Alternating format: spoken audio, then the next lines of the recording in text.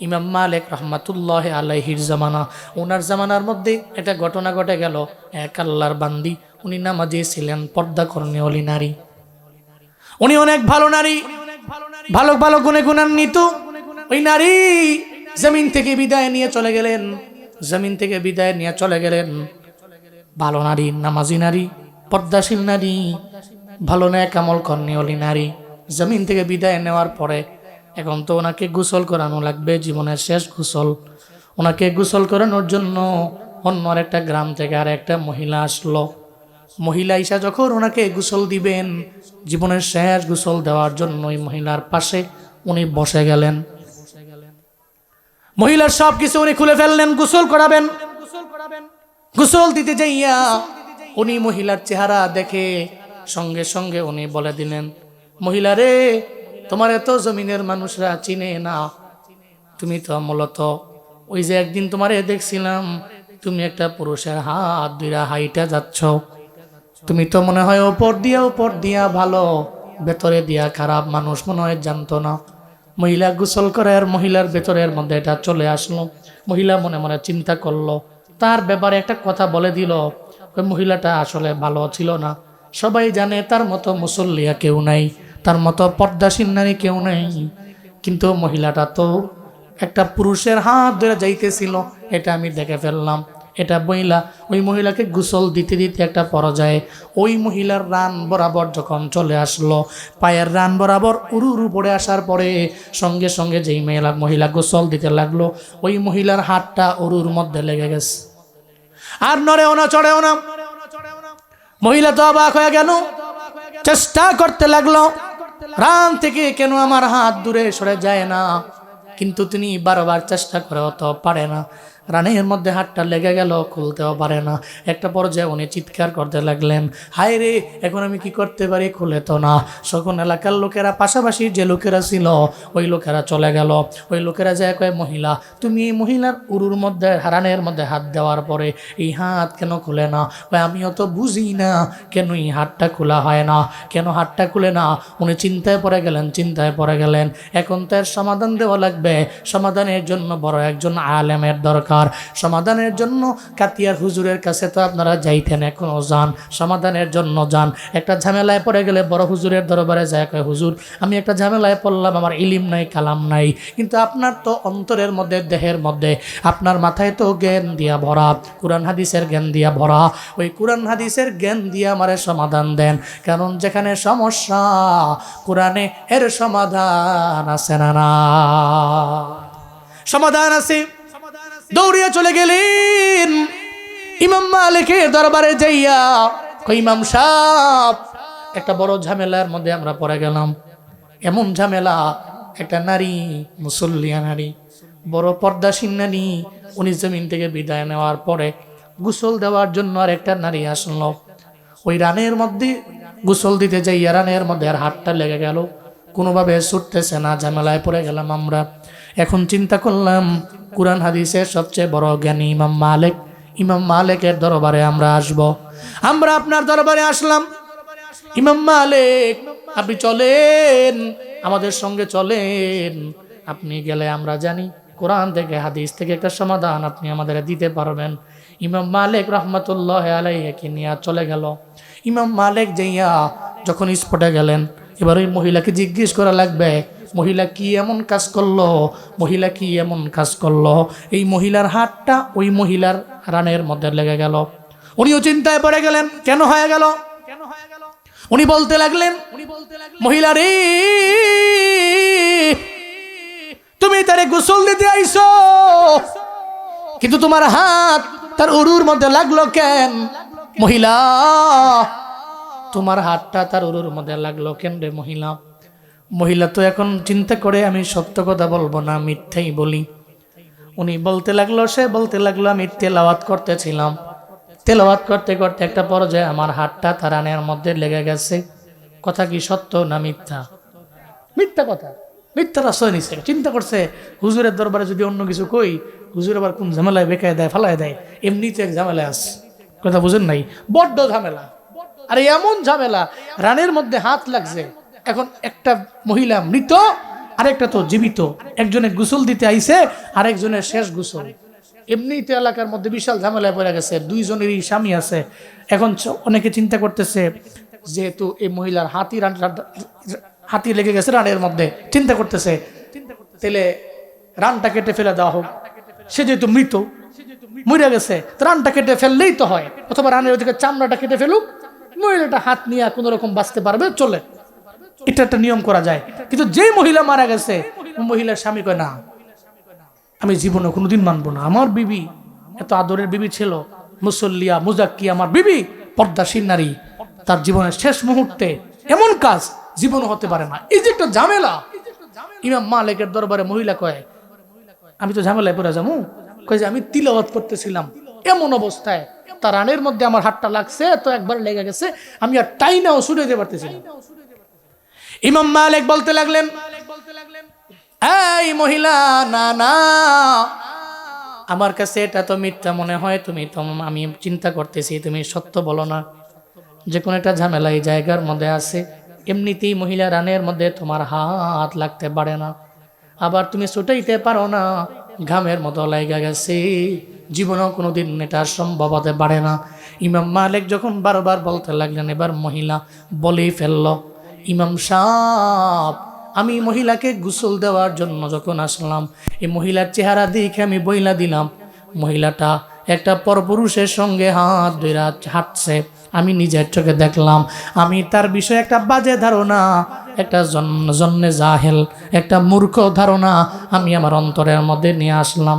অথচ আমি জানতাম না ওই মহিলার সঙ্গে যে পুরুষটা ছিল, ওই পুরুষটা মহিলার স্বামী নাকি মহিলার ভাই, নাকি মহিলার মাহারাম কোনো পুরুষ, এটা আমি জানতাম না।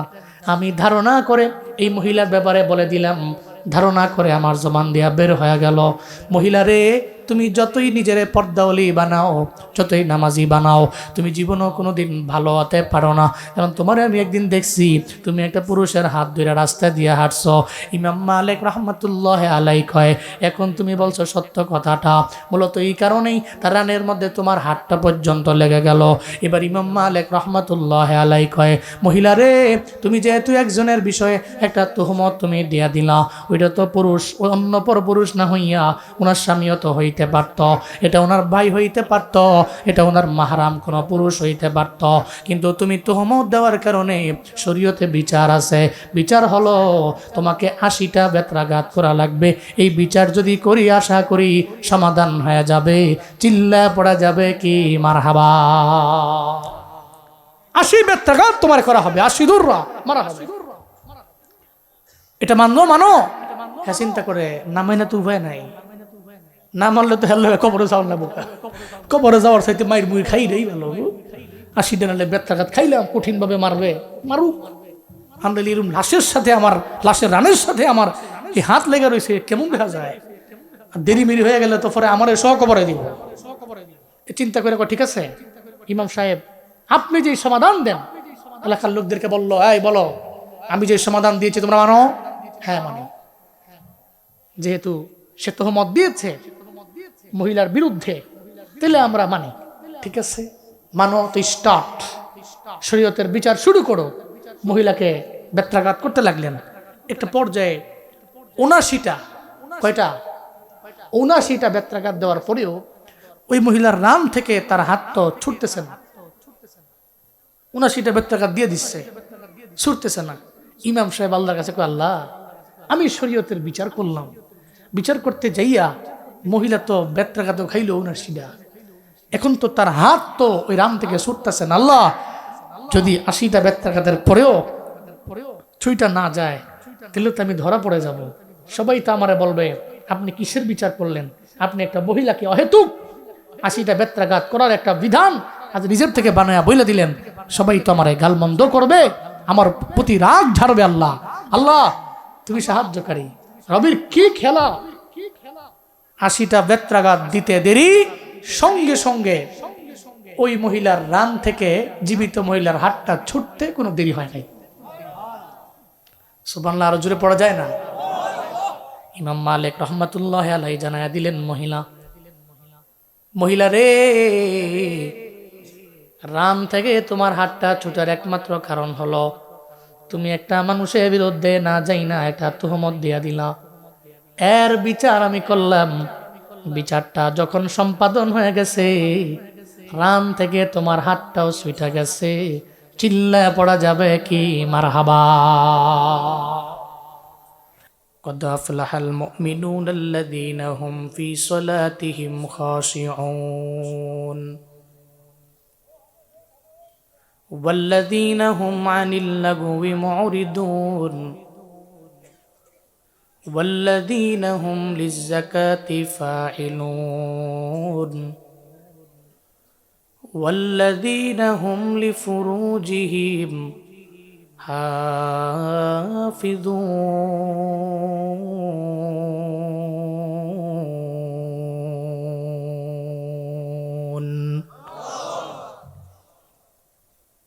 আল্লাহ পাক বলেন অলরেডি মুমিনরা সফল কাম হয়ে গেল। কোন মুমিন? যেই মুমিন নামের মুমিন, এমন মুমিন না যেই মুমিন গুণের মুমিন। আমরা তো এমন মুসলমান, চিন্তা করি আমার দাদায় মুসলমান ছিল, আমার বাবায় মুসলমান, এদের ঘরে জন্ম নিছি, আমিও মুসলমান। কিরে নাম কি? কয় আব্দুল্লাহ। সুন্দর নাম। কি নাম? কয় আব্দুর রহমান। কয় সুন্দর নাম। রিলিজিয়ন কি? কয় ইসলাম ধর্ম আমার। তুমি কি মুমিন? কয় হা। কেমনে দাবি করো? আমার মা বাপ মুসলমান, এদের ঘরে জন্ম নেওয়ার কারণে আমি নিজেও একজন মুসলমান, নিজেও একজন মুমিন। এই কারণে নিজের মুমিন পরিচয় দেয়। আল্লাহর কাছে এই নামের মুমিনের কোনো দাম নাই। আল্লাহর কাছে ওই মুমিনের দাম যেই মুমিন গুণের মুমিন, নামাজ পড়নেওয়ালা মুমিন, রোজা রাখনেওয়ালা মুমিন, যাকাত দেনেওয়ালা মুমিন, হজ করনেওয়ালা মুমিন। যেই বান্দা গুণে গুণান্বিত হয়ে যায়, তার কাছে রবের দাম আছে। আর এরাই তো সফল কাম হয়ে গেছে। চিল্লায়া বলেন ঘোষণা কা। আল্লাহ পাক বলেন সব মুমিন অলরেডি সফল কাম হয়ে গেল। যেমন হযরতে আবু বকর কালেমা পড়লেন, দামি মুসলমান মুমিন, অলরেডি সফল কাম হয়ে গেলেন। হযরতে বিলাল এত দামি হয়ে গেলেন রবের দরবারে, কত দামি, এত সফল জীবন গঠন করলেন। আবু জাহালের কোনো দাম নাই, উতবার কোনো দাম নাই, সাহেবার কোনো দাম নাই।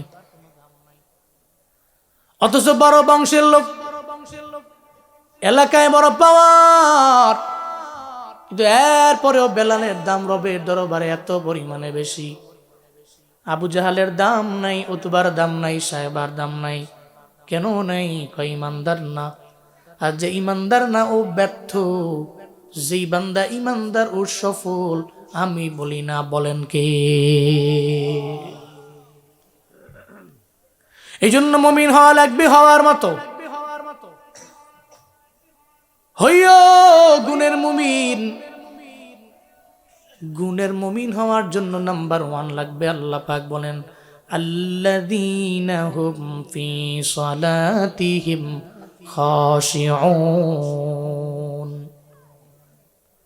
আল্লাহ পাক বলেন গুণের মুমিন হওয়ার জন্য 1 নম্বরে লাগবে নামাজ। নামাজের লাইনে যাবে আগাইয়া। গুণের মুমিন নামাজের লাইনে আগা। বয়ান শুনে বয়ান শুনে বয়ান শুই না কয় হুজুর বয়ান বড় মজা, নামাজের বেলায় আমি নাই। এই জন্য দেখবেন মাহফিলের মধ্যে যেই মানুষ আসে, ফজরের নামাজের মধ্যে মানুষ গেলে পুরাটা মসজিদ ভরপুর হয়ে যাইতো, কিন্তু যায় না। কারা যায়? কয় মুরব্বীরা যায়। ফজরের নামাজে দেখবেন যেই মুরব্বীরে পাওয়া যায়, তারই জোহরে পাওয়া যায়, তারই আসরে পাওয়া যায়। মাগরিবে এসেও সে নৌজুয়ান জুয়ান পোলারে মাস চলে গেল, মসজিদে পাওয়া যায় না। আবার দাবি করে আমি মুমিন। হঠাৎ করে যদি কোনো বান্দা দোকানের মধ্যে বলে তোমার পরিচয় কি? কয় আমি মুসলমান। নামাজ পড়ুনি? কয় না। তাহলে কেমনে তো খাঁটি মুসলমান হইলা? কয় নামাজ পড়ি অথবা পড়ি না। ইমান তো ঠিক আছে। পর্দা করি কি করি না? আমার ভেতরের পর্দা বড়, পর্দা বাহিরের পর্দা সাইডা দাও। এমন কথা বলে কি বলে না? কিন্তু গুণের মুমিনরা নামাজ পড়ে। এরা জানে নামাজ এদের লাগবে, এদের জীবনে নামাজ বড় ইম্পর্টেন্ট, নামাজ বড় গুরুত্বপূর্ণ। আর এই নামাজের বিনিময়েও জান্নাতে যাবে। হাসরের ময়দানেও যদি যায়, নামাজ নেওয়া যদি না যায়, জান্নাতের দরওয়াজা বন্ধ, খুলবা কেমনে? ওই নামাজ নামক চাবি লাগবে। এই চাবি নিয়ে জান্নাতের দরগোড়ায় যাও, জান্নাতের দরওয়াজায় যাও। ওখানে গিয়া যদি ওই চাবি দিয়ে সুন্দর করে ঘুরাও, তাহলে জান্নাতের দরওয়াজা ওপেন হয়ে যাবে। কারণ মিফতাহুল জান্নাতি সলাহ, জান্নাতের চাবি হলো তোমার 5 ওয়াক্ত নামাজ। ঘরের মালিক আমি ঘরে গেলাম, দরওয়াজার সামনে গিয়ে আমার হাতের মধ্যে ওই দরওয়াজা খোলার চাবি নাই। সবাই বলবে ও চোর, কারণ দরওয়াজার মধ্যে তালা খোলার জন্য চাবি নাই। চেষ্টা করে ভাঙ্গার জন্য একটা পর্যায়ে চোর বইলা তারা দেয়। এই মুমিনেরা ইমানের বিনিময়ে জান্নাতে যাইবার চায়, নামাজ ছাড়া সম্ভব না। হাসরের ময়দানে আপনি জান্নাতের দরওয়াজার সামনে দাঁড়াইলেন, কিন্তু উপায় নাই তো, ওই চাবি দিয়ে তো খোলা লাগবে দরওয়াজা। ওই চাবির নাম হলো নামাজ। এই জন্য নামাজের লাইনে থাকবো আগাইয়া, নামাজের লাইনে থাকা লাগবে আগাইয়া, নামাজের লাইনে থাকা লাগবে অগ্রগামী। আর আমি তো বলি মাঝে মাঝে, নৌজুয়ান যুবকেরা যারা, এরা গুনাহ করে, এর উপরেও নামাজ যাতে বাদ না দেয়। অন্যায় করে নামাজ পড়বে, গুনাহ করে নামাজ পড়বে। কারণ একদিন পড়বে, 2 দিন পড়বে, 1 বছর পড়বে, হঠাৎ করে একদিন নামাজ তার সামনে এসে দাঁড়ায়া যাবে। এই তুই তো নামাজও পড়ো, তুই মিথ্যা বলতে পারো না। তুই নামাজ পড়ো ওয়াদা করে ওয়াদার খেলাফ করতে পারো না। তুই নামাজ পড়ো আমানতের খেয়ানত করতে পারো না। নামাজ তার সামনে এসে দাঁড়াইয়া মুসল্লিকে মানা করবে, এই তুই না মুসল্লি, নামাজের কারণে সবাই বলে মুসল্লি। আল্লাহ দরবারে তুই কত দামি, জীবনে কোনোদিন নামাজ পড়া তুমি মিথ্যার দ্বারে কাছেও যেতে পারো না। যেই বান্দা অন্যায় করে আবার নামাজেও যায়, 1 মাস চলে গেল, 2 মাস চলে গেল, বছর চলে গেল, হঠাৎ করে একদিন দেখবেন নামাজ তারে কান দইরা গুনাহ থেকে দূরে সরে নিয়ে যাবে, অন্যায় করা থেকে দূরে সরে নিয়ে যাবে, দুর্নীতি করা থেকে দূরে সরে নিয়ে যাবে। এই ঘোষণা তো আমার না, চিল্লায়া বলেন এই ঘোষণা কার? ইন্নাস সালাতা তানহা আনিল ফাহশাই ওয়াল মুনকার ওয়ালাযিকরুল্লাহি আকবার ওয়াল্লাহু ইয়ালামু মা তাসনাউন। চিল্লায়া পড়েন আল্লাহু আকবার। আল্লাহ পাক বলেন, আল্লাহ বলেন নাই তোমার জিন্দেগীর যত বড় মুনকার ফাহশা কাজ থেকে আমি আল্লাহ তোমাকে বিরত রাখবো। আল্লাহ বলেন নাই, আল্লাহ বলেন নাই ইন্নাল্লাহা ইয়ানহাউনা, আল্লাহ এটা বলেন নাই। আল্লাহ বলেন ইন্নাস সালাতা তানহা, তুমি নামাজ পড়ো, 12 বার পড়ো, নামাজ তোমার দূরে সরিয়ে নিবে। আনিল ফাহশা ওয়াল মুনকার, যত গর্হিত খারাপ নিন্দনীয় কাজ আছে এই কাজ থেকে নামাজ তোমার দূরে সরিয়ে নেওয়া যাবে। এই জন্য গুনাহ করো, নামাজ ছেড়ো না। হঠাৎ করে দেখবা একদিন নামাজ পড়তে পড়তে গুনাহ কোন দিক দিয়ে সুইটা গেছে, তুমি আর করো না, সোয়াবের লাইনে তুমি আগায়া গেল। এমন হতে পারে কি পারে না? অবশ্যই পারে। নামাজ আপনাকে গর্হিত ফাহশা মুনকার কাছ থেকে আপনাকে দূরে সরাইয়া দিতে পারে। তখন হবেন আপনি গুণের মুমিন, আপনি নেক আমলের দিকে থাকবেন আগাইয়া, আর আপনার নেক আমলের বিনিময়ে পাবেন আপনি জান্নাত, আপনি সফল মুমিন। পড়েন না সুবহানাল্লাহ। নামাজ পড়েন, সব ঠিক হয়ে যাবে, সব ঝামেলা মিটে যাবে। আপনি এর মাধ্যমে দুনিয়াতেও বিপদ মুক্ত হবেন, আখিরাতেও জান্নাতের দরওয়াজা তালা খুলতে পারবেন। এক চোর গেছে মসজিদের মধ্যে চুরি করার জন্য, মসজিদের মধ্যে ঢুকছে।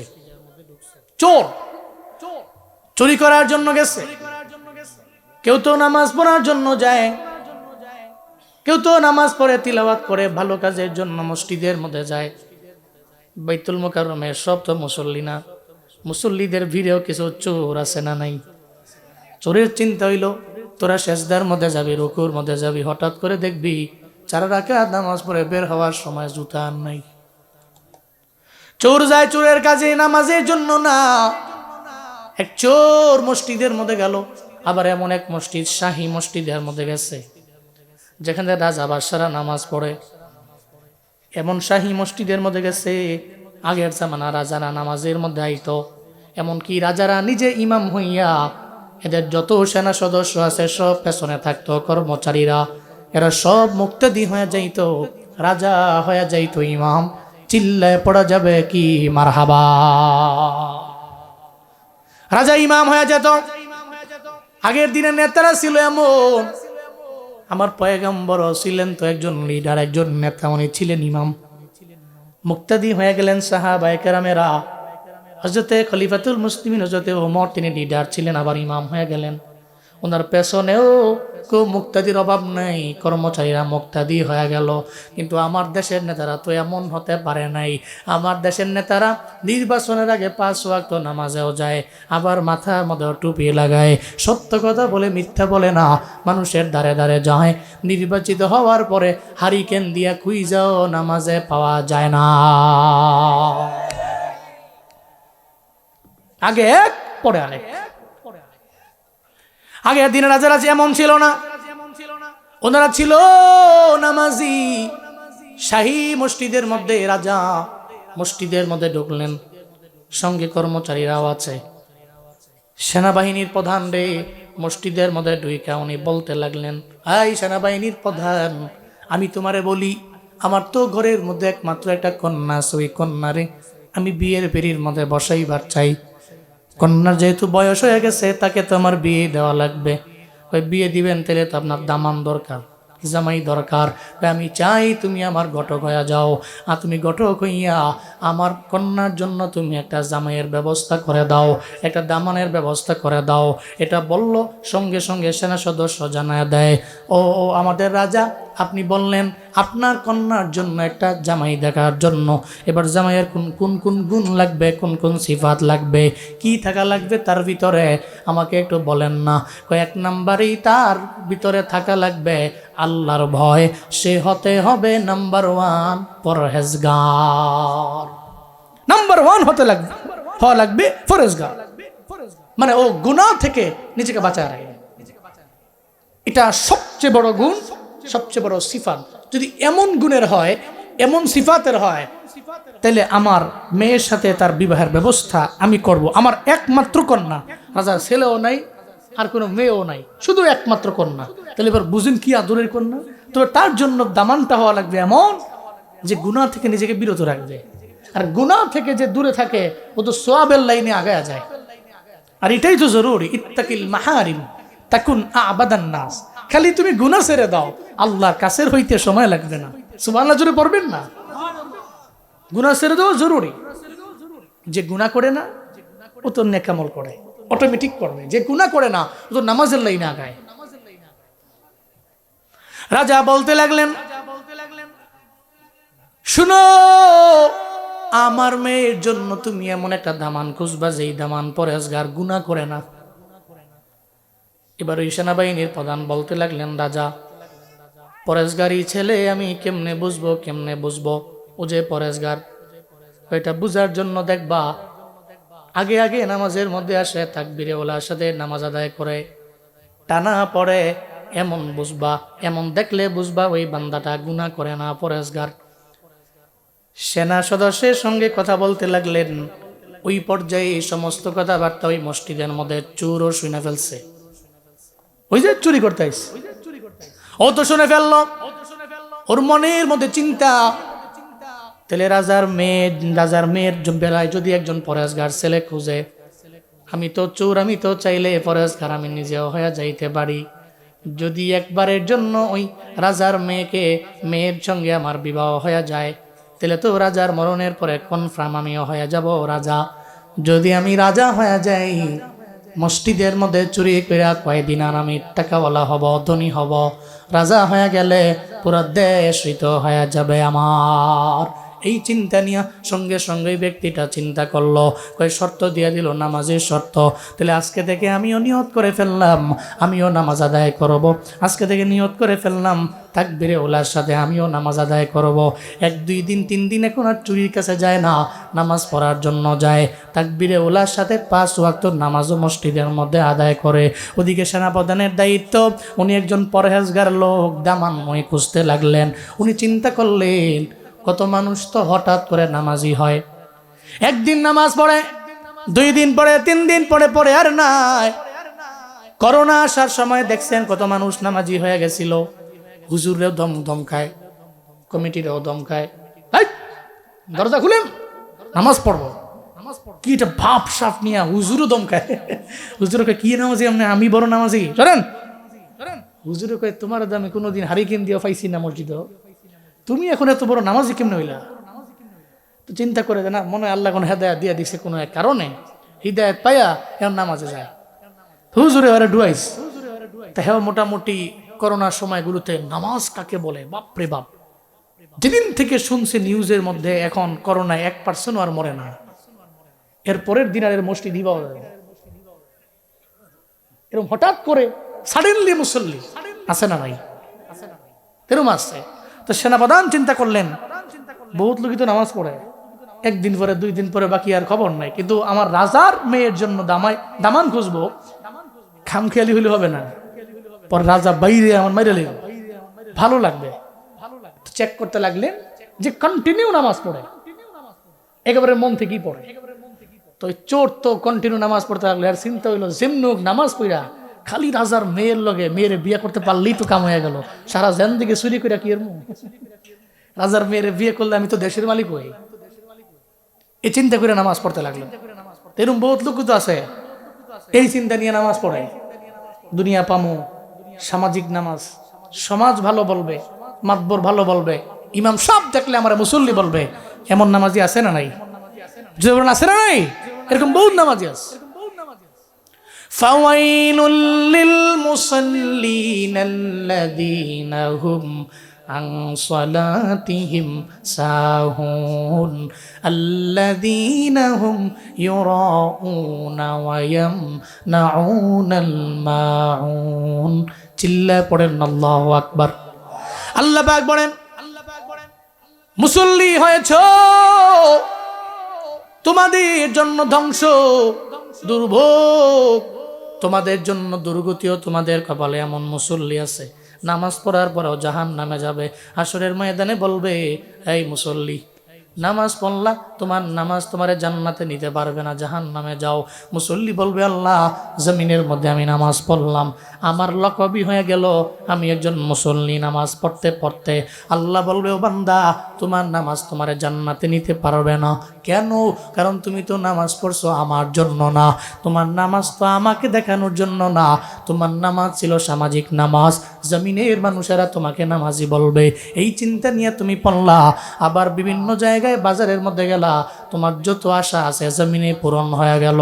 তুমি তো নামাজের মধ্যে যাও, আমাকে মানুষ মুসল্লি বইলা দামি বলবে, সবাই আমারে ভালো মানুষ বলবে, এই চিন্তা করে তুমি নামাজের মধ্যে গেলা, দুনিয়ার মধ্যে সবাই তোমারে ভালোই বলল, তুমি তো আল্লাহর জন্য পড়ো নাই। আজকে হাসরের ময়দানে আমি আল্লাহর পক্ষ থেকে তোমার জন্য কোনো অংশ নাই, তোমার জন্য কোনো প্রতিদান নাই। চিল্লা পড়া যাবে কি নাউজুবিল্লাহ। নামাজ পড়াও জাহান্নামী, লোক দেখানো নামাজ, ছেলে বীর পাগল হয়ে গেছে, যে বাবারে কয় মায়েরে কয় বিভিন্ন জায়গায় কয়, সবার লগে কয় আমার ভাই কেন আমার বিয়ে করায় না, বিয়ের জন্য পাগল হয়ে গেছে। তো বাবাই কয় তোর তো বয়স ঠিকঠাক মতো হয় নাই, এত বিয়ের লেগে পাগল হইলে হয়? বাবাই কয় তোর বিয়ে করামো নির্দিষ্ট সময়ে, আমি বাবা তোর থেকে ভালো বুঝি। কয় না আমি বিয়ে করবো, বিয়ে করানোই লাগবে। দৌড়ে চলে গেলেন। দেখবেন মাঝে মাঝে মানুষ ঝামেলায় পড়লে, যে কোনো ঝামেলায় পড়ে গেলে হুজুরের দরবারে যায়, হুজুরের দরবারে যায় বলে হুজুর আমি ঝামেলায় পড়লাম, কোরআন হাদিস থেকে একটা সমাধান আমারে বের করে দেন। দৌড়ে চলে গেলেন হুজুরের দরবারে, যাকে হুজুর আপনার দরবারে আমি আসলাম, আমার পোলাটা বিয়ার জন্য বড় পাগল হয়ে গেছে, বারবার আমারে কয়, বারবার খালি কয় বেন বিয়ার পিড়ির মধ্যে আমি বসাই না, কিন্তু আমি বুঝি আমি চাই না তার এখন বিয়ের বয়স না, আরো 2-3 বছর 5 বছর পরে আমি করাবো, কিন্তু ও তো মানতে রাজি না। কয় কি বলে? কয় বিয়া করো বাড়ি চাই। কয় কি করা লাগবে আমার? আমি আমার ছেলেটারে আপনার দরবারে পাঠামো, আপনি একটু বুঝাইয়া দিয়েন। বলেন নাই বুঝাইয়া দিয়েন। বাড়িতে গিয়া বলে এই বলা হুজুরের দরবারে যাও, তোমায় ডাকছি। হুজুরের দরবারে পোলায় গেছে, পোলারে হুজুরের সামনে বসায় কয়, তুমি নাকি বিয়া করবার চাও, তোমার আব্বাই কইছে বিয়ার জন্য নাকি তুমি পাগল হয়ে গেছো। কয়, হ হুজুর আমি পাগল হয়ে গেছি। কয়, তোমার আব্বাই কইছে আমারে বুঝিয়ে দেওয়ার জন্য। এবার পোলায় উল্টা কয়, আমার আব্বারে আপনি উল্টা বুঝান। তোমার আব্বা কয়ে গেছে বুঝানোর জন্য, আমার আব্বার একটু বুঝান তো, তাড়াতাড়ি বিয়ে দিতে আমার। হুজুর তো পড়ে গেছে বেকায় দেয়, এখন করবো কি? এর আব্বাই কয় একটা, হ্যাঁ কয় আর একটা, এখন হেরে বুঝামো না আব্বারে বুঝামো, এর আব্বাই কয় হেরে, হ্যাঁ কয় হের আব্বা। হুজুর তো চিন্তা করে যে কোনো একটা ঝামেলায় বেকায় দেয় তারা ফালাইতেই হবে, যেই অবস্থা করতেছে নমুনা খারাপ। হুজুর কয় ঠিক আছে, তোমার আব্বারে আমি বুঝামু, আর বিয়ে করার জন্য, বিয়ে দেওয়ার জন্য আমি বলে দিব, ওনাকে বলবো। শর্ত কি বলেন? শর্ত বলেন। শর্ত হইল তুমি 40 দিন তাকবীরে উলার সাথে নামাজ পড়তে হবে। কয়দিন? 40 দিন তাকবীরে উলার সাথে নামাজ। হুজুর মসজিদটা কোনো মানে বলতে দেরি, মসজিদ কোনো এখনই বিয়ার জন্য 40 দিনকে 60 দিন ফিরল প্রয়োজন। হুজুর বেশা আসছে রে, তারা কাশি দিয়ে বাইন্দা নামাজে নাও যায় না, এখন থেকে মসজিদ কোনো 40 দিনের শর্ত দিছে নামাজ পড়বা তাকবীরে উলার সাথে। নওজোয়ান তো বিয়ার পাগল হইয়া ওরে নামাজ, আরে সুবহানাল্লাহ, জোহর ফিরার মসজিদ বাইরে যায় না, মসজিদে হইয়া থাকে। আসরের নামাজের 1 ঘন্টা আগে হুজুর আজান দিয়ে না, মানে কঠিন নামাজ পড়তে পড়তে 38 দিন পর্যন্ত পড়ছে। এবার দৌড়ে গেছে হুজুরের দরবারে যায়, হুজুর 38 দিন তো হয়ে গেল, মায়েটা দেখছেনি, বাকি আছে আর 2 দিন। হুজুর গো মাইয়াকে দেখছে কিনা? 38 দিন হয়ে গেল, 2 দিন পরেই তো আমার নামাজ পড়া শেষ, এরপরেই তো আমার বিয়ের পাল্লা। হুজুর কয় খাইছে রে, ও তো নামাজ পড়ছে তো বিয়ের জন্যই পড়লো। 38 দিন পরের পরে কয় আমি মেয়ে দেখছে কিনা? হুজুর কয় আর একটু চেক করি তারে আমি, বলো না তুমি যে এত বিয়ার জন্য পাগল, 40 দিন পর্যন্ত তাকবীরে উলার সাথে নামাজ পড়ার এত বড় সিদ্ধান্ত তুমি নিয়ে নিলা, এই তুমি যে নামাজ পড়লা ঠিকঠাক মতো অজু করছো নি? অজু কি? নামাজ পড়তে কইছেন, অজু করতে তো কম নাই। 40 দিন পর্যন্ত নামাজ পড়বো, অজু তো করতে কম নাই, আমি তো তাকবীরের সাথে নামাজ পড়ছি। এর মানে বোঝা গেল তুমি যে নামাজ পড়ছো এই বিয়ের জন্যই পড়ছো, আল্লাহর জন্য তো তুমি এক ওয়াক্তও পড়ো নাই। হ্যাঁ, তো এরকম নামাজি আছে না নাই? সামাজিক মুসল্লি, বিয়ের কারণে মুসল্লি, বিভিন্ন গুরুত্বপূর্ণ ফায়দা জামিনের মধ্যে তার হাসিল হবে এই চিন্তা করে সে মুসল্লি, এরকম আছে না নাই? এটাও নামের মুসল্লি, গুণের মুসল্লি নয়। আর নামের মুসল্লি সফল নয়, গুণের মুসল্লি সফল। কথা বলেন ঠিক কিনা বলেন? এই জন্য এটা আমাদের গুণ বানাতে হবে। পড়েন মারহাবা, এটা পরিচয় মুমিনের, এটা পড়তে হবে সফল হওয়ার চিন্তা করা, যে আল্লাহকে রাজি করব। তুই যে চোর, ও তো নামাজ পড়তেছে, এদিকে সেনাপ্রধানও দেখতেছে তুই যে নামাজ পড়ো, দি তো আসলে নামাজ কি জন্য পড়ো, দি নিয়মিত পড়ো কিনা না অনিয়মিত করো। দেখতে লাগলো চোর তো নামাজ পড়তেছে টানা, 40 দিন পর্যন্ত নামাজ পড়ছে। কয়দিন? 40 দিন পর্যন্ত তাকবীরে উলার সাথে নামাজ আদায় করলো। সেনাপ্রধান তারে ডাক দিয়া নিয়ে যায়, মসজিদের কিনারার মধ্যে নিয়ে কয়, এই তুমি তো একজন মুসল্লি, আমি তোমারে 40 দিন পর্যন্ত টানা দেখলাম তুমি নামাজ ছাড়ো না, তোমাকে ডাকছে রাজায়, চলো রাজার দরবারে যাই। চোরের লইয়া রাজার দরবারে নিয়ে যায়, রাজার দরবারে যায়, রাজার দরবারে নিয়ে যখন সামনে বসায়, রাজায় কয় তোমারে আমি খবর দিছি 40 দিন পর্যন্ত নাকি তুমি তাকবীরে উলার সাথে নামাজ আদায় করেছ, আল্লাহ আমার একটা কন্যা সন্তান দিছে রে, যেই কন্যা সন্তান আমার একমাত্র কন্যা, আমি আমার কন্যার জন্য জামাই দেখতেছি, পাত্র খুঁজতেছি। আমি তোমার আমল দেখে আমার আর বুঝতে বাকি নাই, তুমি আমার মেয়ের জন্য একজন যোগ্য পাত্র, চিল্লায় পড়া যাবে কি মারহাবা? তুমি আমার মেয়ের জন্য যোগ্য পাত্র। বলতে লাগলো, রাজা আমি চাই না আপনার মেয়ের সঙ্গে বিবাহ বন্ধনে আবদ্ধ হব। কিরে তুই কি বলো? আমি এত বড় একটা রাজা, দেশের মালিক, আমার মেয়ের সঙ্গে তোমার বিবাহ বন্ধনে তুমি আবদ্ধ হয়ে যাবা। ওই মেয়ের সঙ্গে বিবাহ বন্ধনে আবদ্ধ হয়ে গেলে তুমি হবা আমার জামাই। আমার জামাই হয়ে গেলে আমার মরণের পর এই সব দেশের মালিকানা তোমার হাতের মধ্যে চলে যাবে। তুমি কেন রাজি না? কেন তুমি আমার মেয়ের সঙ্গে বিবাহ বন্ধনে আবদ্ধ হতে রাজি না? সঙ্গে সঙ্গে চোখ দিয়া গড়ে গড়ে ওই চুরের পানি পড়ে। কয়, ও রাজা, আমি তো আপনার মেয়েকে পাওয়ার জন্য 40 দিন পর্যন্ত আমি নামাজের মধ্যে গেলাম। আমি নামাজের মধ্যে গেলাম, তাকবীরে উলার সাথে আমি নামাজ আদায় করলাম। আমি একদিন যখন গেলাম তখন আমার মনের মধ্যে আপনার মেয়ের ব্যাপারে চিন্তা। আমি যখন 2 দিন গেলাম দেখলাম মেয়ের, আমার মনের মধ্যে আপনার মেয়ের ব্যাপারে চিন্তা। আমি টানা 10 দিন যখন গেলাম তখন দেখি তখনও আমার মনের মধ্যে আপনার মেয়ের ব্যাপারে চিন্তা। একটা পর্যায়ে আমি টানা যখন 20 দিন চলে গেলাম তখন দেখি আপনার মেয়ের প্রতি আমার কোনো আকর্ষণ নাই। আমি তখন দেখি আমি নামাজের মাধ্যমে আমি আমার আল্লাহরে পেয়ে গেছি। আমি যদি আমার আল্লাহরে পেয়ে যাই আমার দুনিয়ার কোনো মেয়ে লাগবে না। আমি আল্লাহরে পেয়ে গেলে আপনার বাদশাহীও আমার লাগবে না। আমি আল্লাহকে পেয়ে গেলে আপনার মতো রাজারে লাগবে না। কারণ আপনি তো দুনিয়া সাধারণ রাজা, আপনার রাজার রাজা আমার মালিক। আপনার চাইতে বড় মালিক হলেন আমার আল্লাহ, যেই নামাজের মাধ্যমে আমি আল্লাহরে পেয়ে যাব।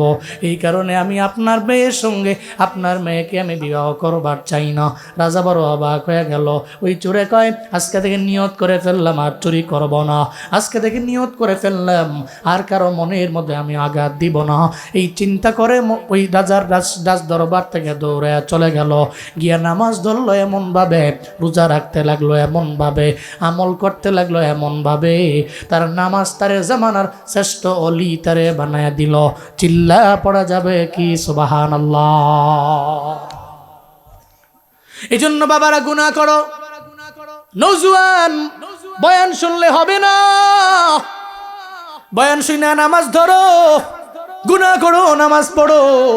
হঠাৎ করে দেখবা নামাজ তোমার কানে ধরে তোমারে বলবে তুমি গুনাহ করতে পারো না, তুমি অন্যায় করতে পারো না, তুমি খারাপের লাইনে তুমি যেতে পারো না। মুমিনের 1 নাম্বার গুণ হলো নামাজ। আর যারা নামাজি এরা মুমিন, আর এই মুমিনেরা সফল কাম। আমি বলি না, বলেন কে? 1 নাম্বার গুণ নামাজ পড়তেই হবে। এই এলাকা হিন্দু আছে? নাই না? আছে? কোনটা? পাশে গ্রামে আছে? কোথাও নাই? অত্র অঞ্চলে নাই? পাশে গ্রামে আছে?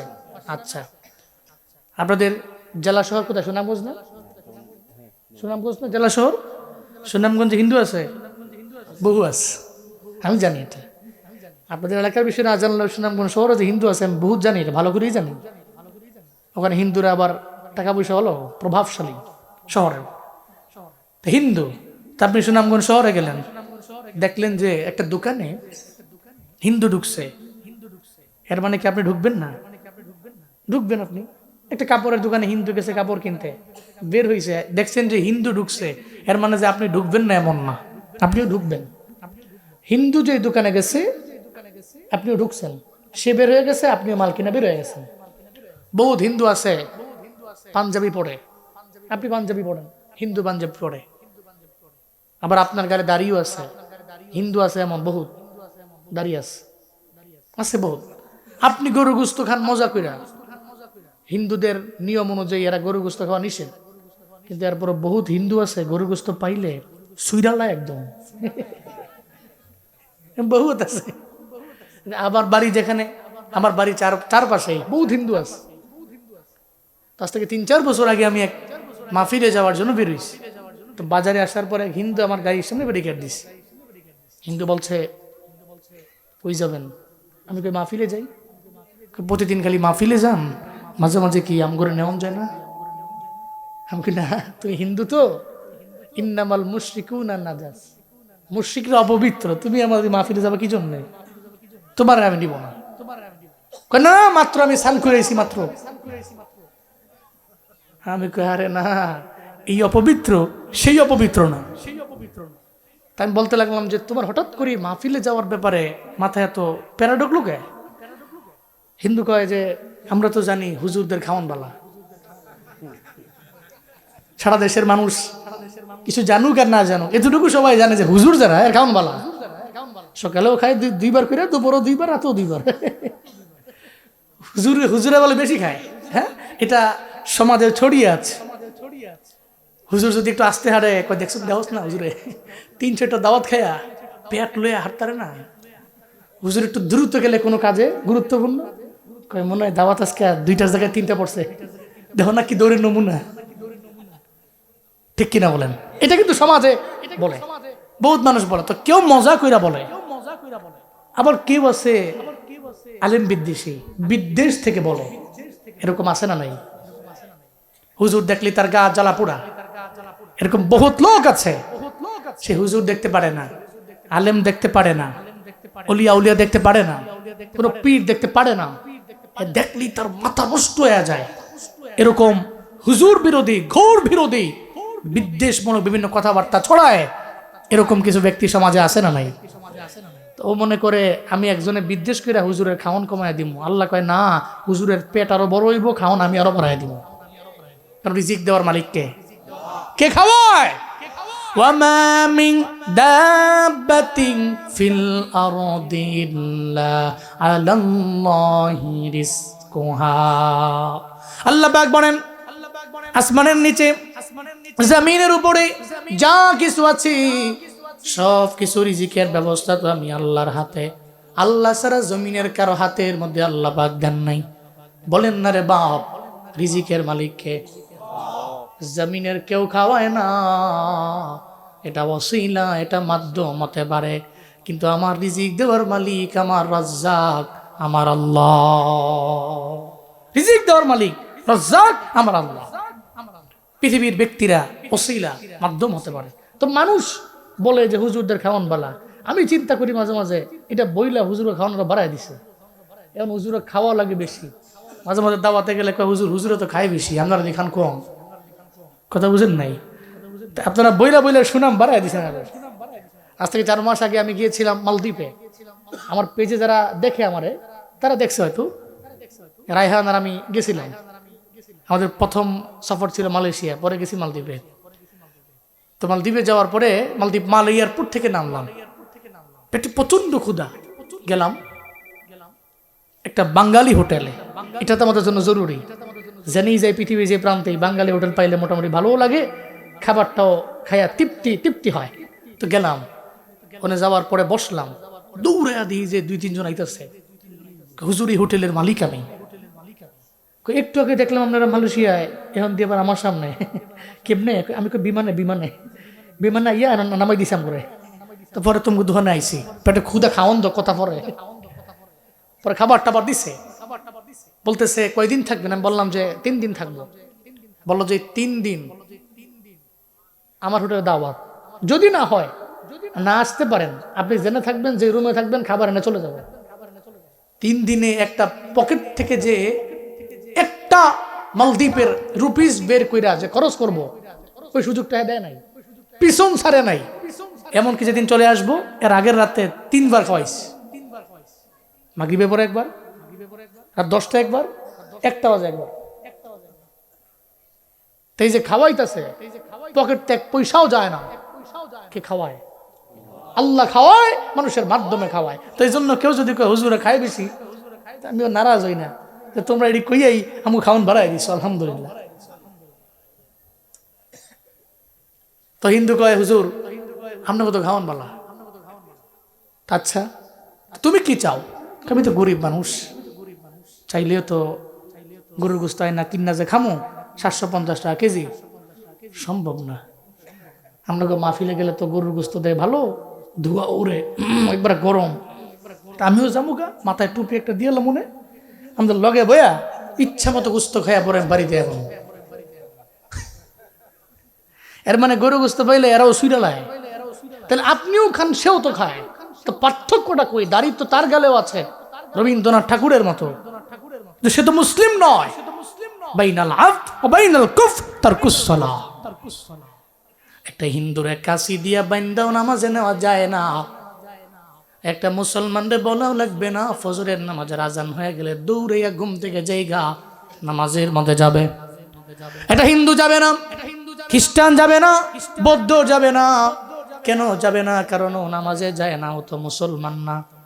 মুসলমানের পরিচয় হলো নামাজি হবে। মুমিনের নাম্বার 1 গুণ হলো নামাজ। ও নামাজে দৌড়ে যাবে। কথা বলেন ঠিক কিনা? নাম্বার 1 হলো নামাজ। আল্লাহ পাক বলেন যারা গুণের মুমিন 1 নম্বরে নামাজি হবে। 2 নম্বরে আল্লাহ পাক রব্বুল আলামিন বলেন যারা গুণের মুমিন হবে। আল্লাহ সূরা মুমিনুনের 3 নম্বর আয়াতের মধ্যে আল্লাহ পাক জানায় দেয় ওয়াল্লাযীনা হুম আনিল লাগwi মুরিদুন। চিল্লা পড়েন আল্লাহু আকবার। আল্লাহ পাক বলেন যারা গুণের মুমিন জীবনেও কোনোদিন অনর্থক কথাবার্তা বলবে না। জবান দিয়ে মুখ দিয়ে অনেক অনর্থক কথাবার্তা মাঝে মাঝে বের হয়, প্রায় সময় বলি। কারণ আমাদের তো চায়ের দোকানে আড্ডা জমেও ভালো, চায়ের দোকানে সুবহানাল্লাহ হয় না, আলহামদুলিল্লাহ হয় না, আল্লাহু আকবার হয় না। চায়ের দোকানে যায়, ওখানে গিয়ে আরেকজনের গীবত করে, আরেকজনের নামে বিভিন্ন বিভিন্ন কথা ছড়ায়, আরেকজনের নামে যত দুশ্চর্চা করা যায় ওখানে চলে। এই জন্য তো পৃথিবীর মধ্যে সবচেয়ে নিকৃষ্ট জায়গা হলো বাজার, সবচেয়ে উৎকৃষ্ট জায়গা হলো মসজিদ। আহাব্বুল বিলাদি ইলাল্লাহি মাসাজিদুহা ওয়া আবগাদুল বিলাদি ইলাল্লাহি আসওয়াকুহা।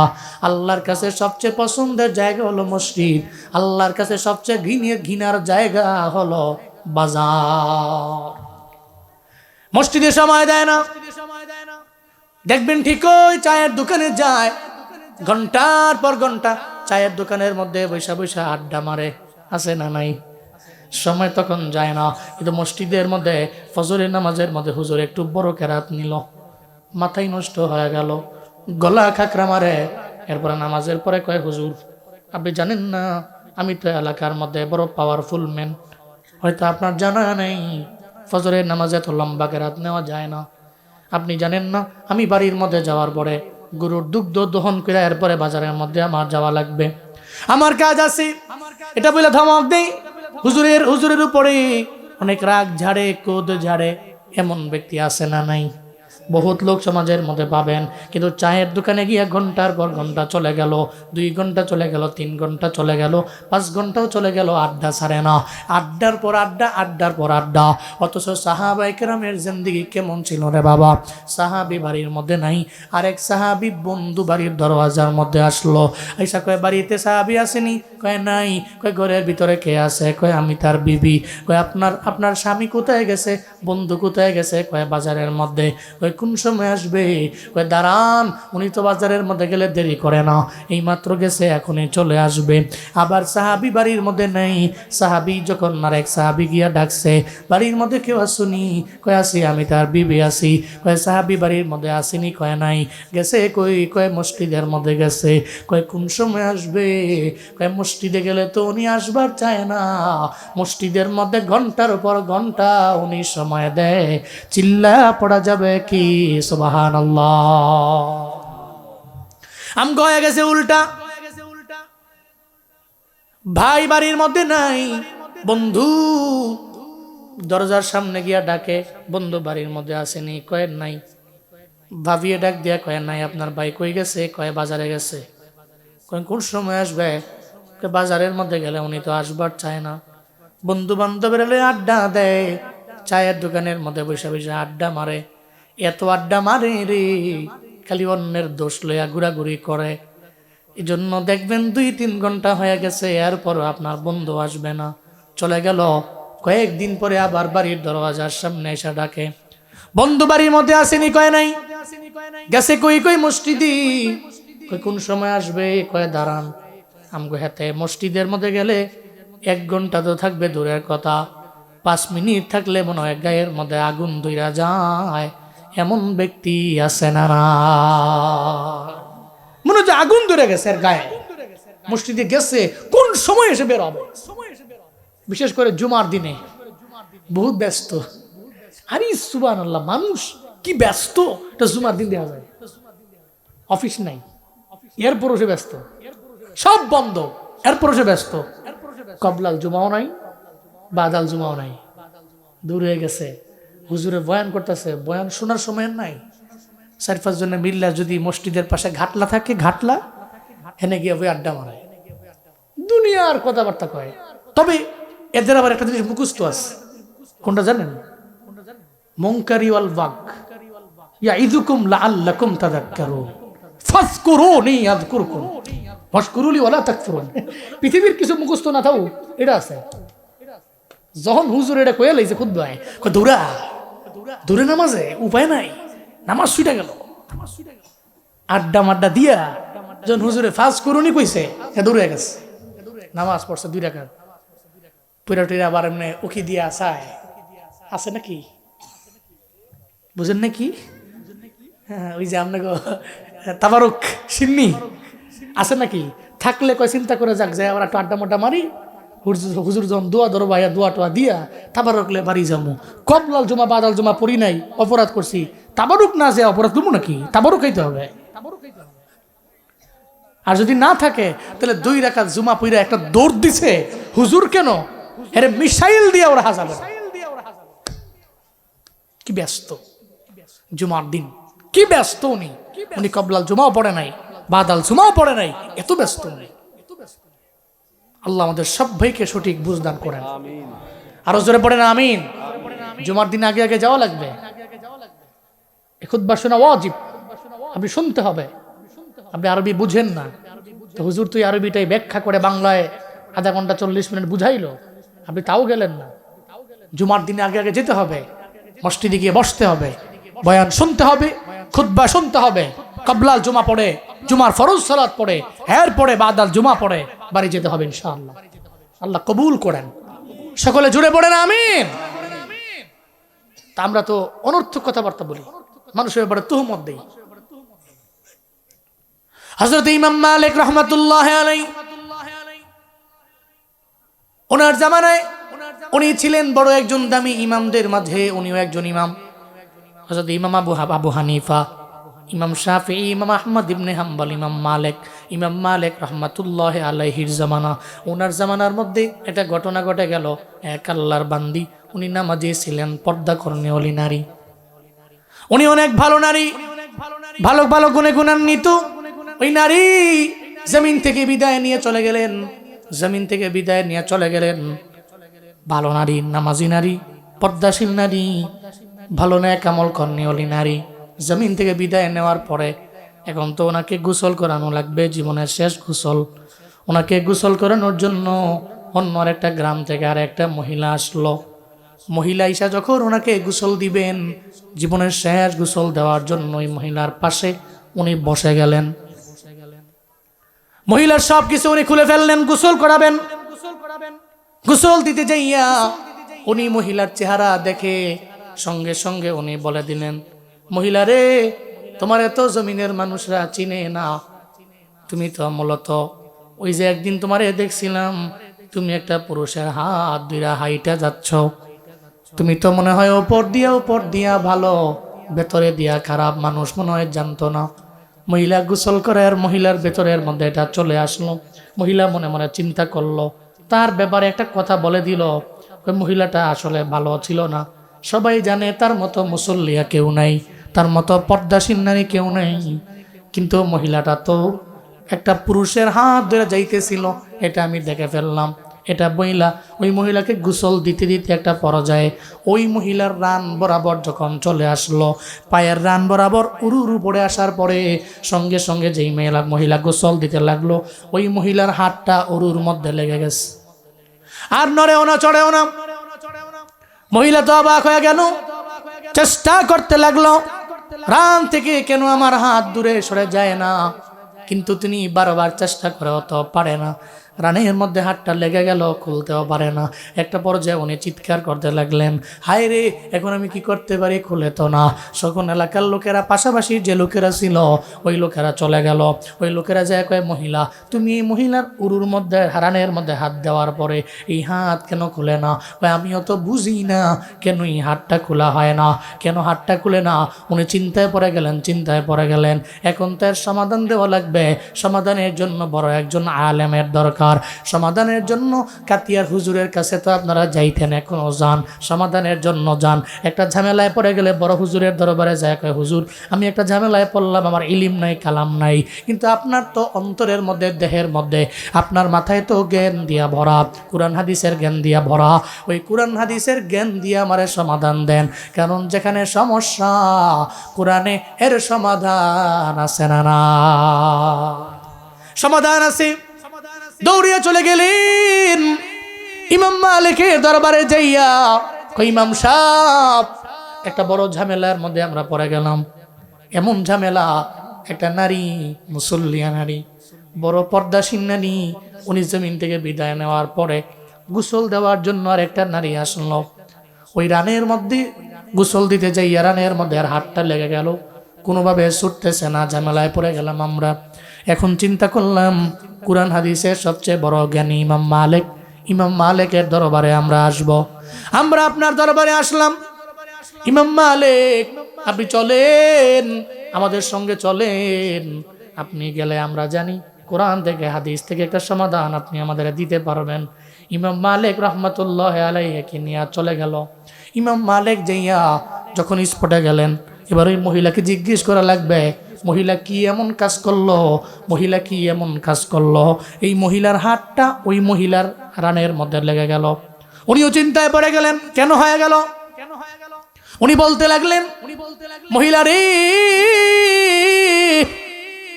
তুমি তারে গোসল দিতে আইছো, কিন্তু তোমার হাত তার উরুর মধ্যে লাগলো কেন? মহিলা, তোমার হাতটা তার উরুর মধ্যে লাগলো কেন রে মহিলা তো এখন চিন্তা করে, আমি সত্য কথা বলবো না, মিথ্যাই বলি। উনি বলতে লাগলো, আমি তেলাওয়াত করতেছিলাম, তেলাওয়াত করতে করতে একটা পর্যায়ে আমার হাতটা তার রানের মধ্যে লেগে গেছে। কথা কি সত্য না মিথ্যা? মিথ্যা কথা, মিথ্যার আশ্রয় নিছে। চিন্তা করছে, হুজুরের দরবারে যদি অন্য কিছু কই, হুজুর আবার কোন ঝামেলায় বেকায় দেয়, ফালায় দেয়। এমনিতে এক ঝামেলায় আছে, কথা বুঝেন নাই, বড্ড ঝামেলা। আর এমন ঝামেলা, রানের মধ্যে হাত লাগছে। এখন একটা মহিলা মৃত, আরেকটা তো জীবিত। একজনে গোসল দিতে আইছে, আরেকজনের শেষ গোসল। এমনিতে এলাকার মধ্যে বিশাল ঝামেলায় পড়ে গেছে, দুইজনেরই স্বামী আছে। এখন অনেকে চিন্তা করতেছে, যেহেতু এই মহিলার হাতি লেগে গেছে রানের মধ্যে, চিন্তা করতেছে তাহলে রানটা কেটে ফেলে দেওয়া হোক। সে যেহেতু মৃত, মরে গেছে, রানটা কেটে ফেললেই তো হয়, অথবা রানের ওদিকে চামড়াটা কেটে ফেলুক, মহিলাটা হাত নিয়ে কোনো রকম বাঁচতে পারবে, চলে। এটা একটা নিয়ম করা যায়। কিন্তু যেই মহিলা মারা গেছে, মহিলার স্বামী কয়, না, আমি জীবনে কোনোদিন মানবো না। আমার বিবি এত আদরের বিবি ছিল, মুসল্লিয়া মুজাক্কি, আমার বিবি পর্দাসীন নারী, তার জীবনের শেষ মুহূর্তে এমন কাজ জীবনও হতে পারে না। এই যে একটা ঝামেলা। ইমাম মালিকের দরবারে মহিলা কয়, আমি তো ঝামেলায় পড়ে যাবো। কয় যে আমি তিলাওয়াত করতেছিলাম, এমন অবস্থায় তার রানের মধ্যে আমার হাতটা লাগছে, তো একবার লেগে গেছে, আমি আর টাইনাও ছুটে যেতে পারতেছি না। ইমাম মালিক বলতে লাগলেন, এই মহিলা, না, আমার কাছে এটা তো মিথ্যা মনে হয়, আমি চিন্তা করতেছি তুমি সত্য বলো না। যে কোনো একটা ঝামেলা এই জায়গার মধ্যে আছে। এমনিতেই মহিলা রানের মধ্যে তোমার হাত লাগতে পারে না, আবার তুমি ছুটাইতে পারো না, ঘামের মতো লাইগা গেছে, জীবনেও কোনোদিন এটা সম্ভব হতে পারে না। ইমাম মালিক যখন বারবার বলতে লাগলেন, এবার মহিলা বলেই ফেলল, ইমাম সাহেব, আমি মহিলাকে গোসল দেওয়ার জন্য যখন আসলাম, এই মহিলার চেহারা দেখে আমি বইলা দিলাম, মহিলাটা একটা পরপুরুষের সঙ্গে হাত ধরে হাঁটছে। আমি নিজের চোখে দেখলাম। আমি তার বিষয়ে একটা বাজে ধারণা, একটা জন্মে জাহেল, একটা মূর্খ ধারণা আমি আমার অন্তরের মধ্যে নিয়ে আসলাম। অথচ আমি জানতাম না ওই মহিলার সঙ্গে যে পুরুষটা ছিল, ওই পুরুষটা মহিলার স্বামী নাকি মহিলার ভাই, নাকি মহিলার মাহারাম কোনো পুরুষ, এটা আমি জানতাম না।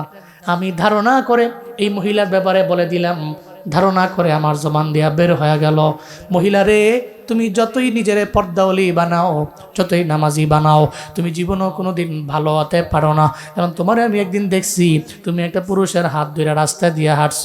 ইমাম মালিক রহমতুল্লাহ আলাই কয়, এখন তুমি বলছো সত্য কথাটা, মূলত এই কারণেই তার রানের মধ্যে তোমার হাতটা পর্যন্ত লেগে গেল। এবার ইমাম মালিক রহমতুল্লাহ আলাই কয়, মহিলা রে, তুমি যেহেতু একজনের বিষয়ে একটা তুহমত তুমি দিয়া দিলা, ওইটা তো পুরুষ, অন্য পর পুরুষ না হইয়া ওনার স্বামীও তো হইতে পারত, এটা ওনার ভাই হইতে পারত, এটা ওনার মাহরাম কোনো পুরুষ হইতে পারত, কিন্তু তুমি তুহমত দেওয়ার কারণে শরীয়তে বিচার আছে। বিচার হলো তোমাকে 80টা বেত্রাঘাত করা লাগবে। এই বিচার যদি করি আশা করি সমাধান হয়ে যাবে। চিল্লা পড়া যাবে কি মারহাবা।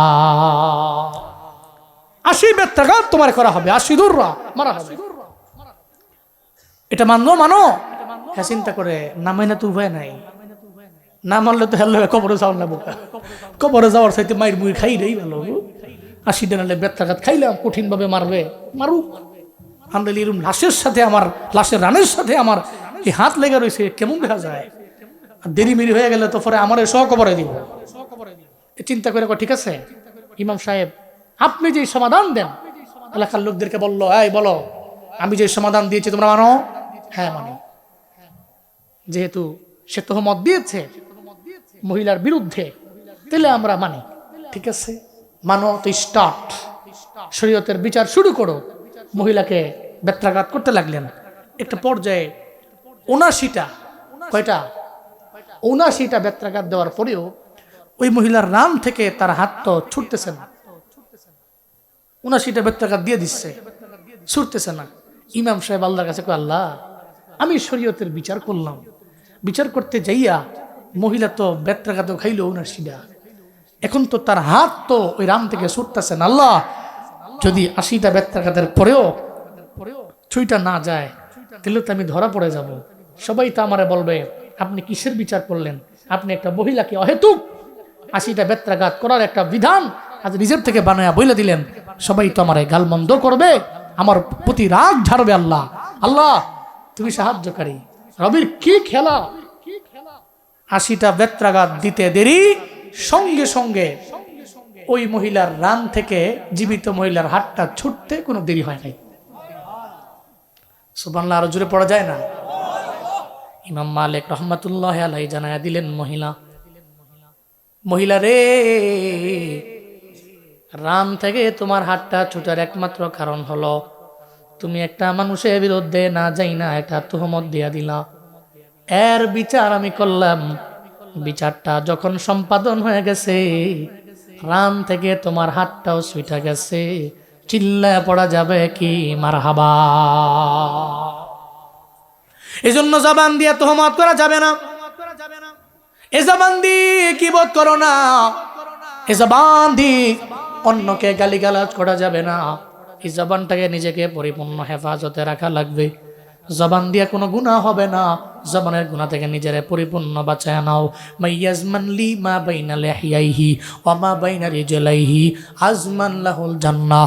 মদিনার নবী জানায়া দেয়, এই তোমার দু চোয়ালের মধ্যবর্তী স্থানের মানে হলো জিহ্বা, দুরানের মধ্যবর্তী স্থান হলো লজ্জাস্থান। এই দুইটা জিনিসের জিম্মাদার দায়িত্ব তুমি নিয়ে নাও।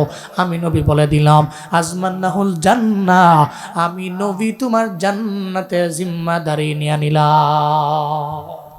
তুমি খালি দু চোয়ালের মধ্যবর্তী স্থান জিহ্বা আর দুরানের মধ্যবর্তী স্থান লজ্জাস্থান, এই দুইটা জিনিসের জিম্মাদারির দায়িত্ব তুমি নাও। বাদ বাকিটা জান্নাতে যাওয়া পর্যন্ত দায়িত্বটা আমি নবী নিজেই নিয়ে নিলাম। সুবহানাল্লাহ, জোরে পড়া যাবে না? এই জন্য এই জিহ্বা দিয়ে অনর্থক কথা, গীবাত এগুলো করা যাবে যাবে ইজতানিবু কাসীরাম মিনাজ-যন্নি ইন্না বা'দাজ-যন্নি ইসমু ওয়ালা তাজাসসু ওয়ালা ইয়াগতাব বা'দুকুম বা'দা আইয়ুহিব্বু আহাদুকুম আইয়াকুলা লাহমা আখিহি মাইতা ফাকারিহতুমু ওয়াত্তাকুল্লাহ ইন্নাল্লাহা তাওয়াবুর রহিম। চিল্লা জোরে করে পড়েন আল্লাহু আকবার। আল্লাহ পাক বলেন, মুমিনেরা ইজতানিবু কাসীরাম মিনাজ জান, মানুষের ব্যাপারে ধারণা করা থেকে তোমরা বেঁচে থাকো। ইন্না বাদাজ জান্নি ইসমুন, নিশ্চিত এক ধারণা হলো গুনাহ। তুমি এমন ধারণা করলা, ওই ধারণার সঙ্গে ব্যক্তির কোনো মিল নাই, তাহলে এটা হয়ে গেল মিথ্যা। আর মিথ্যা বলা মানে তো কবিরা গুনাহ করলা। ইন্না বাদাজ জান্নি ইসমুন, আল্লাহ কয় জন্য ধারণা করা যাবে না, ধারণা করা থেকে নিজেকে বিরত রাখো। এরপরে আল্লাহ পাক রব্বুল আলামিন জানায় দেয়, এই বান্দারা ওয়ালা তাজাসসু, তোমরা একে অপরের দোষ নিয়ে ঘোরাঘুরি করো না। ওয়ালা ইয়াগতাব বা'দুকুম বা'দা, তোমরা একে অপরের গীবত করো না। আল্লাহ পাক বলেন, আইয়ুহিব্বু আহাদুকুম, চলে আসছেন, আইয়ুহিব্বু আহাদুকুম আইয়াকুলা লাহমা আখিহি মাইতান ফাকারিহতুমু। আল্লাহ পাক রব্বুল আলামিন বলেন, আইয়ুহিব্বু আহাদুকুম, তোমাদের কেউ কি পছন্দ করবে, আইয়াকুলা লাহমা আখিহি মাইতান, তার মৃত ভাইয়ের গোশত ভক্ষণ করতে কি তোমাদের কোনো ব্যক্তি পছন্দ করবে? জীবনও কোনোদিন কোনো মৃত ভাইয়ের গোশত ভক্ষণ করতে তোমরা পছন্দ করবে না। আল্লাহ কয় ফাকারিহতুমু, বস্তুত তোমরা পছন্দ করবে। এই জন্য আল্লাহকে ওয়াত্তাকুল্লাহ, তাহলে আল্লাহর ভয় নিয়ে তুমি আগাও। কারো ব্যাপারে কোনো খারাপ ধারণা করা যাবে না, করলে ভালো ধারণা করা যায়। আবার কারো দুষ নিয়ে ঘুরা যাবে না, পারলে গুণটাকে ভাইরাল করে দাও। ও বাবা, দুনিয়াতে চলার পথে কোনো ব্যক্তির নামে গীবত করা যাবে না। গীবত শেখায়াত থেকে নিজেকে বিরত রাখা লাগবে। যদি গীবত থেকে নিজেকে বিরত রাখা যায়, তাহলে আমার জিহিবার গুনাহ হবে না, আমার এই জিহিবা দিয়ে অনর্থক কথাবার্তাও হবে না।